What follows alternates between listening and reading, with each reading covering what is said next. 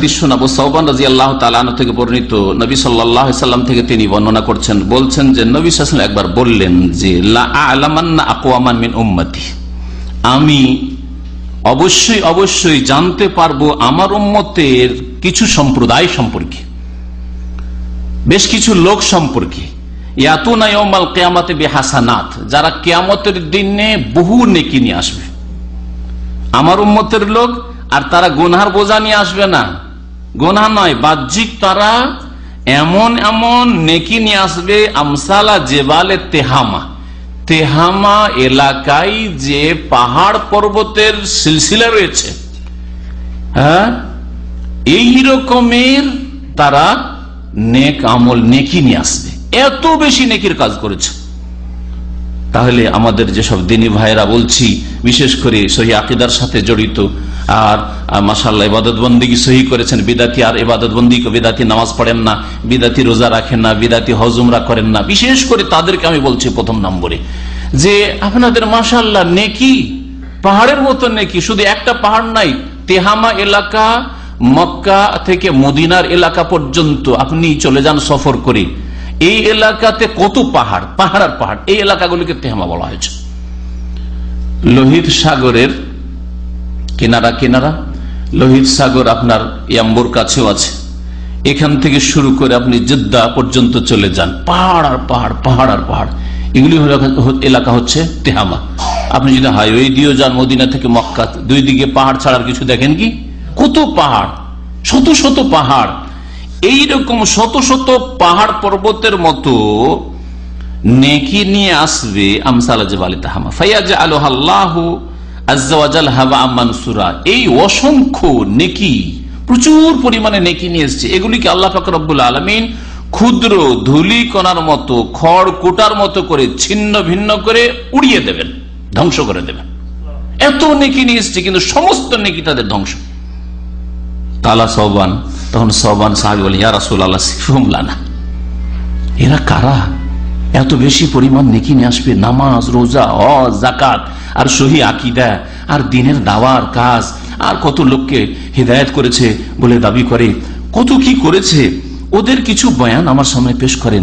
সিফহুম লানা, তাদের কিছু বর্ণনা পেশ করেন, যাতে করে তাদেরকে চিহ্নিত করতে পারি কারা তারা, এমন না হয় যে আমরাই হয়ে যাই এরকম। জাল্লিহিম লানা, আমাদের জন্য ওদেরকে একটু ক্লিয়ার করে, স্পষ্ট করেন ওদের রূপ চেহারাগুলি, যে ওরা ওই চেহারাগুলি কোন চেহারা। আমরা তো নই যে অনেক নেকির কাজ করছি, কিন্তু আমাদের বেশ কিছু চরিত্রের কারণে, আর বেশ কিছু বদ আখলাকির কারণে, বেশ কিছু পাপের কারণে আল্লাহ পাক আমাদের অসংখ্য নেকিগুলিকে ধূলিকণার মতো উড়িয়ে দেবেন, যাতে ওই দলে সামিল না হয়ে যায়, ক্ষতিগ্রস্ত না হয়। আমাদের জন্য বিষয়টিকে স্পষ্ট করে বলেন, আল্লাহ নাকুনা মিনহুম ওয়া নাহনু লা না'লাম, না জেনে এদের দলে সামিল না হয়ে যায়, যে নেকি তো অনেক নিয়ে গেলাম, কিন্তু আল্লাহ পাক সবগুলিকে ধূলিকণার মতো উড়িয়ে দিলেন, কিছুই পেলাম না, এইরকম হতভাগা সর্বহারা যাতে করে না হয়ে যায়। কালা, তখন রাসূলুল্লাহ সাল্লাল্লাহু আলাইহি ওয়াসাল্লাম বললেন, আমা ইন্নাহুম ইখওয়ানুকুম, শুনে রাখো ওরা কিন্তু অমুসলিম নয়, ওরা কিন্তু হিন্দু নয়, বুদ্ধিস্ট নয়, ইহুদি নয়, খ্রিস্টান নয়, আর নাস্তিক নয়। ইখওয়ানুকুম, তোমাদের মুসলিম ভাই, ইখওয়ানুকুম ওয়ামিন জিলদাতিকুম, আর তোমাদের গোত্রের, তোমাদের ভাষাভাষী হবে, জি তোমাদের জাতি হবে, মুসলিম সমাজের লোক হবে। ওয়ায়াখুযুনা মিনাল লাইলি কামা তাখুযুন, আর যেমন তোমরা রাত্রে ইবাদত বন্দেগী করো, তারাও রাত্রে ইবাদত বন্দেগী করে, মাগরিবের নামাজ পড়েছে, এশার নামাজ পড়েছে, আর মাঝে মধ্যে রমজানে তো তারাবি পড়ে, মাঝে মধ্যে মনে এরকম অনুপ্রেরণা জাগে যে তাহাজ্জুদ পড়ি, বা হয়তো 2 রাকাত নামাজও পড়ে, রাত্রে হয়তো তাহাজ্জুদে, রাত্রে একটু আল্লাহ পাকের কাছে দোয়াও করে। জি, তো তোমাদের যেমন অংশ রয়েছে রাত্রে ইবাদতে, তেমন তাদেরও রাতের ইবাদতে অংশ রয়েছে। তার মানে বাহ্যিক দৃষ্টিতে তারা খুব খারাপ লোক নয়, অনেক নেকি করেছে। ওয়ালাকিন্নাহুম আকওয়াম, কিন্তু এরা এমন সম্প্রদায় ছিল, এমন মুসলিম সমাজের ক্ষতিগ্রস্ত লোক ছিল, এদা খালাও বিমাহারিমিল্লাহি ইনতাহাকুহা, যখন তারা আল্লাহ পাকের হারামকৃত বস্তু, বিষয়, দৃশ্য, হ্যাঁ, শোনার বস্তু, দেখার বস্তু, জানার বস্তু, কিন্তু এগুলি হারাম, আল্লাহ পাকের মাহারিম, আল্লাহ এগুলি দেখা হারাম করেছেন, শোনা হারাম করেছেন, এসব চর্চা করা হারাম করেছেন, এই সব ওয়েবসাইট খোলা হারাম করেছেন, এইরকম জিনিসের সাথে বসে থাকা, এরকম বিষয়গুলিকে নিয়ে বসে থাকা হারাম করেছেন, এইরকম জিনিস আলোচনায় আসা হারাম করেছেন। যেমন আজকাল ফেসবুকে যে গুনাহটি হচ্ছে খুব বেশি, সেটা হচ্ছে গীবত। গীবত, এক অপরের দোষ তুলে ধরা।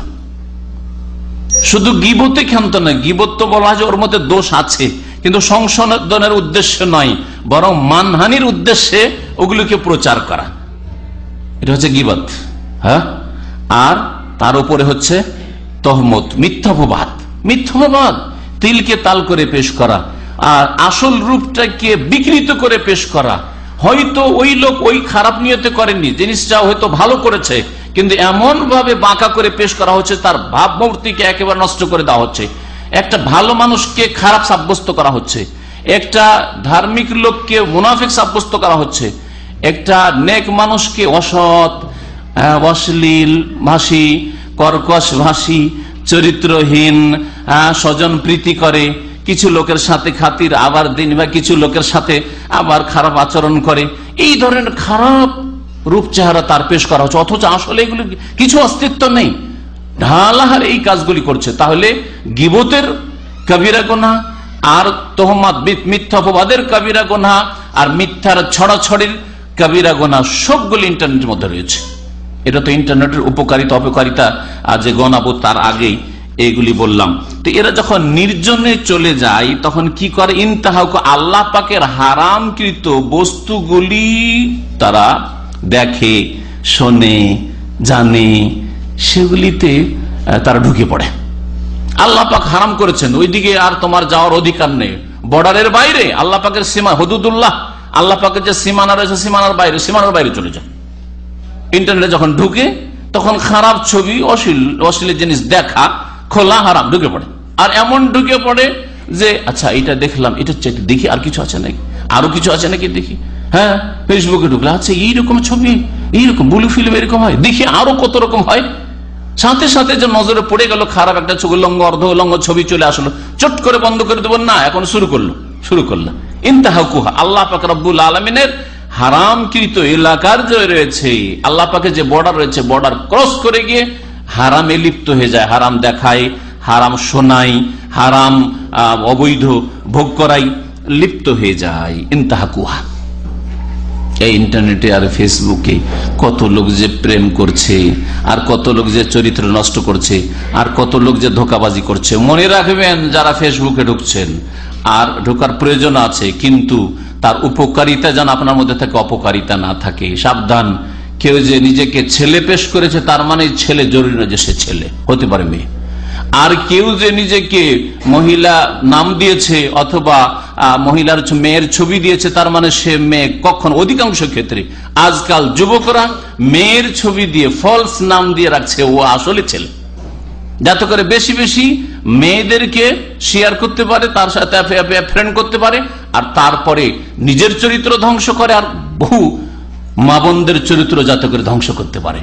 এই রকমের শয়তান জাল বিছিয়ে রয়েছে। মানুষ শয়তান, জিন শয়তানের পরে মানুষ শয়তান ইন্টারনেটে জাল বিছিয়ে বসে রয়েছে। সুতরাং সাবধান। কখনো মনে করবেন না কোনো বোন যে আমি ফ্রেন্ড কোন ছেলেকে বানাই না, আমি মেয়েকে বানাচ্ছি, অথচ দেখা যাচ্ছে যে আপনি 100টা বা 200টা মেয়েকে যে ফ্রেন্ড বানিয়েছেন তার 50টা ছেলে ফলস মেয়েদের ছবি দিয়ে রেখেছে অথবা মেয়েদের নাম দিয়ে রেখেছে।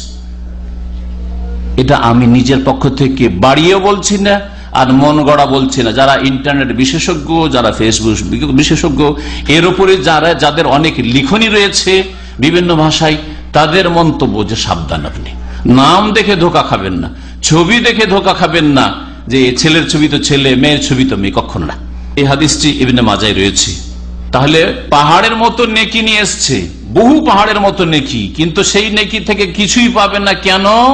কারণ আল্লাহর হারামের ময়দানে যখন নির্জন হইতো, একাকী হইতো, তখন যে কোনো হারাম দেখতো, যে কোনো হারাম শুনতো, যে কোনো অবৈধ জিনিস ভিজিট করত, এইরকম লোকের নামাজ, রোজা, হজ, যাকাত, সহি আকীদা, ইসলামের দাওয়াতের কাজ, ইসলামের খেদমত করি, আমার দ্বারা অনেক লোকের আকীদা সহি হয়েছে, অনেক লোককে আমি দাওয়াত পৌঁছেছি, কিন্তু নির্জনে যখন ওয়েবসাইট খুলেন, ইন্টারনেট খুলেন, আর তখন আর ঈমান, আল্লাহর ভয়, পরকালের চিন্তা, আল্লাহ পাকের কাছে এই ইন্নাস সামআ ওয়াল বাসারা ওয়াল ফুয়াদা কুল্লু উলাইকা কানা আনহু মাসউলা, আল্লাহ পাক রব্বুনা বলছেন শুনে রাখো, ইন্নাস সামআ এই যে শ্রবণ শক্তি রয়েছে, ওয়াল বাসারা এই যে দৃষ্টি শক্তি রয়েছে, ওয়াল ফুয়াদা তোমার যে হৃদয়, মন রয়েছে, কলব রয়েছে, কুল্লু উলাইকা প্রত্যেকটি জিনিস সম্পর্কে, প্রত্যেকটি অঙ্গ, হাত পা প্রত্যেকটি অঙ্গ প্রত্যঙ্গ সম্পর্কে কানা আনহু মাসউলা কিয়ামতের দিনে জিজ্ঞাসিত হবে, জবাবদেহি করতে হবে, যে কান দিয়ে কি শুনেছিলে,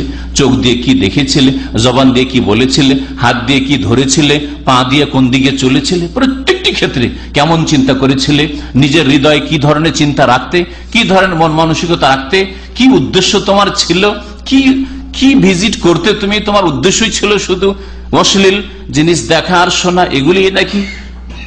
কত লোকের চরিত্র ধ্বংস করেছে, নিজের চরিত্র ধ্বংস করার সাথে সাথে। কুল্লু উলাইকা কানা আনহু মাসউলা, আল্লাহ পাক রব্বুল কোরআনে কারীমে ইরশাদ করেছেন জবাবদেহি করতে হবে। সুতরাং প্রত্যেক মুসলিম যেহেতু বিশ্বাস করে হাসরে, বিচার দিবসে, কিয়ামতে, জবাবদেহিতে, সুতরাং জবাব দিতে হবে, এই কথা যেন সবসময় মনে থাকে। আল্লাহ পাক যেন আমাদের সকলকে আখিরাতের জন্য, পরকালের জন্য চিন্তাশীল হওয়ার তৌফিক দান করেন। হাদিসটি ইবনে মাজায় রয়েছে এবং হাদিসটি সহিহ। অধিকাংশ